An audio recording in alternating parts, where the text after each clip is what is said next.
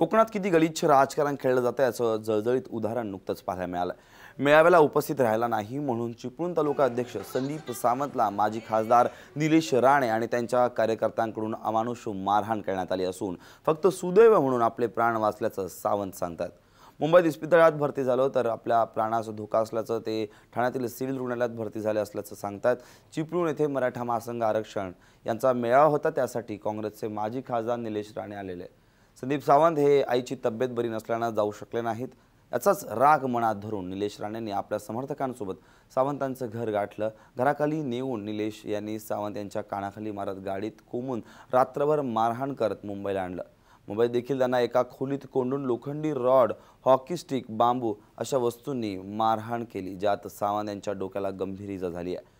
शरीरावर देखील जागोजागी मारहाणीच्या खुणा दिसत आहेत। आपल्या पतीचा रात्रभर शोध घेऊन देखील त्यांची काहीच खबर नाही मिळाल्यानं सावंत यांच्या पत्नी शिवानी यांनी नारायण राणे यांचे दुसरे पुत्र आमदार नितीश राणे व शेवटी त्यांच्या पत्नी नीलम राणे यांना फोन करून घडला प्रकार सांगितला। नीलम राणे यांनी माहिती घेऊन सावंत यांना त्यांच्या जोगेश्वरी येथे राहणाऱ्या मेहुणे दीपक कदम यांच्या घरी पहाटे 5 वाजता सोडल्याचं सांगितलं। आपल्याला नारायण राणेंनी एकदा येऊन भेटावं आणि एका क्षुल्लक कारणावरून सामान्य कार्यकर्त्याची काय अवस्था केली आहे ते आपण मरण्यापूर्वी येऊन पाहावं अशी इच्छा सावंत यांनी व्यक्त केली आहे।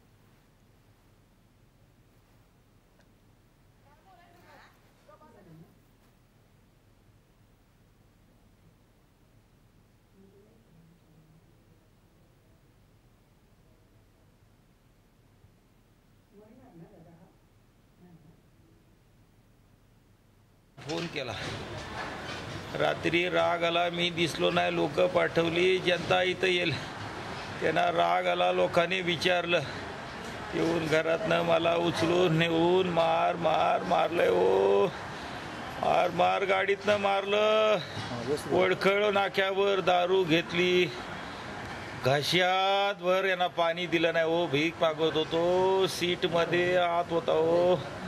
माझी विनंती, राणे साहेबांनी मरायच्या आतमध्ये बघू दे, राणे साहेबांनी जीव वाचवला। राणे साहेबांच्या मिसेसला माझ्या मिसेसनी फोन केला, पोलीस स्टेशननी तक्रार करते म्हटल्यावर नाविलाज कालपासून त्या अंधेरीच्या सिंधुदुर्ग बिल्डिंग याच्या धीरूभाई अंबानीच्या समोर त्या केबिनवरच्या क्रेनच्या केबिनमध्ये कोडून ठेवून मारली रे। कार्यकर्ते काय करतील माझे, हरू नका कार्यकर्त्यांनो, इंजेक्शन दिली नाही, मरणारा हे बघा रे, पण घाबरू नका। स्वतः निलेश राणेंनी 2दा 3दा नव्हे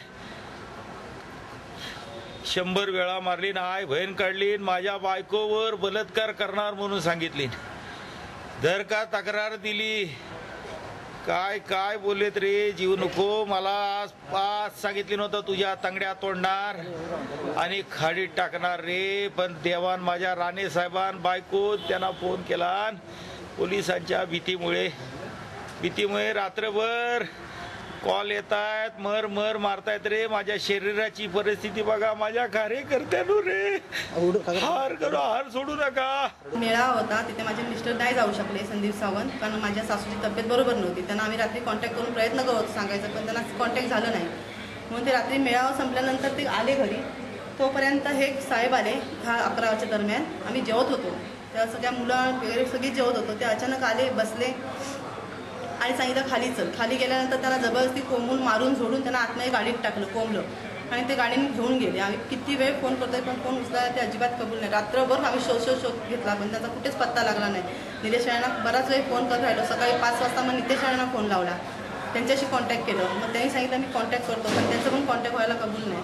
मग शेवटी 10-10:30 वाजता त्यांच्या आईशी कॉन्टॅक्ट झालं, मग त्यांच्या आईनं आम्ही सगळं प्रकार सांगितला, मग त्यांनी त्यांना कॉन्टॅक्ट केलं आणि त्याच्यानंतर त्यांना आम्हाला समजलं की त्यांना सोडलेलं आहे, ते आता थोड्या वेळात घरात येतील। पण त्याच्यानंतर त्यांना मुंबईतच सोडले असल्यामुळे ते माझ्या माहेरी आले।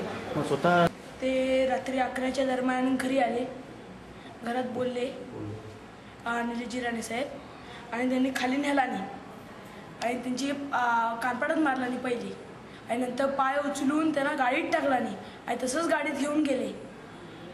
असंच गाडीत घेऊन गेल्यावर ते असं मारत होते त्यांना, तरी आम्ही शोधत होतो त्यांना, तरी शोधले नाही। स्वतः खासदार होते आणि कोण कोण होते त्यांच्याबरोबर? त्यांचे बॉडीगार्ड होते, सगळे होते.